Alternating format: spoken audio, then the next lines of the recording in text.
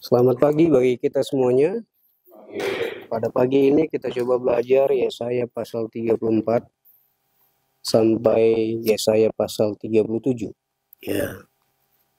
Yesaya pasal 34 menggambarkan hukuman atas bangsa-bangsa terhadap Edom. Ya. Sangat luar biasa ini hukumannya. Boleh kita baca itu ayat yang mulai ayat 4 sampai ayat 13 barangkali. Itulah gambaran bagaimana Tuhan menghukum bangsa-bangsa terhadap Edom tersebut, ya. Lalu juga Yesaya pasal 34 ini juga menggambarkan kepada masing-masing kita hukuman dahsyat itu akan menimpa segala bangsa pada akhir zaman. Ayat-ayat ini ya, mereka sangat menghina Allahnya Elyakim bersama dengan siapa? Dengan Hizkia. Ya, tolong sampaikan ini, berita ini tolong sampaikan. Kalau tidak, kami akan musnahkan ini. Ya. Lalu apa yang terjadi? Di pasal 37, ketika kabar buruk itu diterima oleh Elyakim harus sampaikan itu kepada Hizkia. Lalu Hizkia menerima kabar tersebut. Apa yang dilakukan oleh Hizkia ini sebagai raja? Pasal 37 menjelaskan ayat yang pertama. Segera sesudah Raja Hizkia mendengar itu, dikoyakkannya lah pakaiannya, diselubunginya lah badannya dengan kain kabung. Lalu masuklah ia ke rumah Tuhan. Disuruhnya lah juga Elyakim kepada kepala istana, Sebna, panitra negara, dan yang tua-tua di antara para imam dengan berselubungkan kain kabung kepada Nabi Yesaya bin Amos. Berkatalah mereka kepadanya, beginilah kata Hizkia, hari ini adalah hari kesesakan, hari hukuman dan penistaan, sebab sudah datang waktunya untuk melahirkan, tetapi tidak ada kekuatan untuk melahirkannya. Luar biasa ini.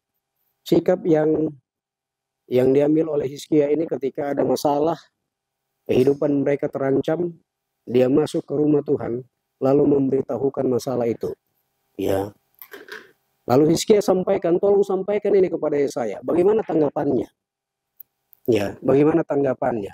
Oleh karena juru minuman ini bahkan Raja Asyur telah menghina kita punya Tuhan. Ya. Lalu apa yang terjadi? Ya. Lalu apa yang terjadi? Setelah berita itu disampaikan kepada Yesaya, maka Yesaya sampaikan di ayat 21. Lalu Yesaya bin Amos menyuruh orang kepada Hizkia, mengatakan, beginilah firman Tuhan Allah Israel tentang yang telah kau doakan kepadaku mengenai Sanhedrin, Raja Asyur. Inilah firman yang telah diucapkan Tuhan mengenai dia, anak darah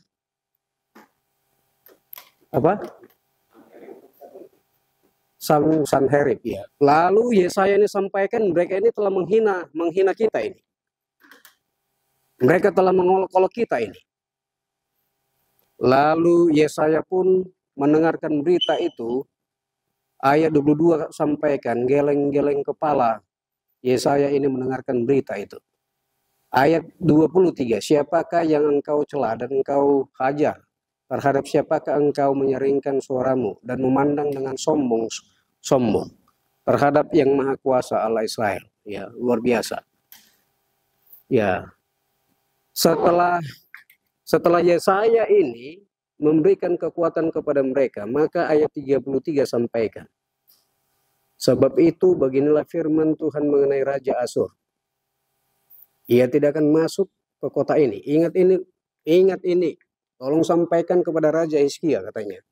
Walaupun mereka telah mengancam kita, yang ingin mengepung kita, tapi sampaikan kepada Hizkia. Ia tidak akan masuk ke kota ini dan tidak akan menembak panah ke sana. Juga ia tidak akan mendatangkan dengan perisai dan tidak akan menimbun tanah menjadi tembok untuk mengepungnya. Melalui jalan dari mana ia datang, ia akan pulang. tetapi ke kota ini ia tidak akan masuk. Demikianlah firman Tuhan. Dan aku akan memagari kota ini untuk menyelamatkannya oleh karena aku dan oleh karena Daud hambaku. Luar biasa ini. Ya. Inilah yang disampaikan oleh Yesaya kepada Elyakim. Lalu Elyakim sampaikan ini kepada Hizkia, bahwa sesungguhnya mereka tidak akan sanggup mengepung kota-kota kita ini, dia bilang. Ya, Tuhan akan berperan untuk menyelamatkan mereka. Lalu apa hasilnya? Bahkan Yesaya ini sampaikan di ayat 36, ya, keluarlah malaikat Tuhan, lalu dibunuhnyalah 185.000 orang di dalam perkemahan Asur. Keesokan harinya pagi-pagi tampaklah semuanya bangkai orang-orang mati belaka. Sebab itu berangkatlah Sanherib, raja Asur, dan pulang. Lalu tinggallah ia di Niniwe. Pada suatu kali ketika ia sujud menyembah di dalam kuil Nisrok, Allahnya, maka Adramelek dan Sarezer, anak-anaknya, membunuh dia dengan pedang, dan mereka meloloskan diri ke tanah Ararat. Kemudian Esarhadon, anaknya, menjadi raja menggantikan dia. Sangat luar biasa kuasa Tuhan itu.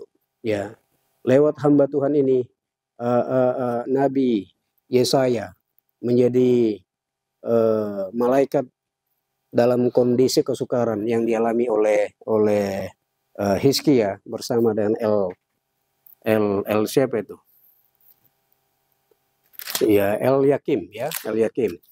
Ya, sampai disaksikan oleh mereka ketika malaikat Tuhan turun, maka 185.000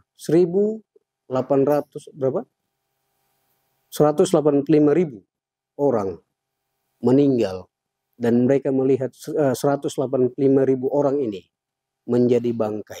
Sangat luar biasa kuasa Tuhan yang diperlihatkan di tengah-tengah umat-umat Tuhan. Hizkia, Elyakim, mereka saksikan itu. Bagaimana kuasa Tuhan berlaku di tengah-tengah hidup mereka. Kuasa yang sama menjadi bahagian kita. Inilah renungan pagi pada pagi ini.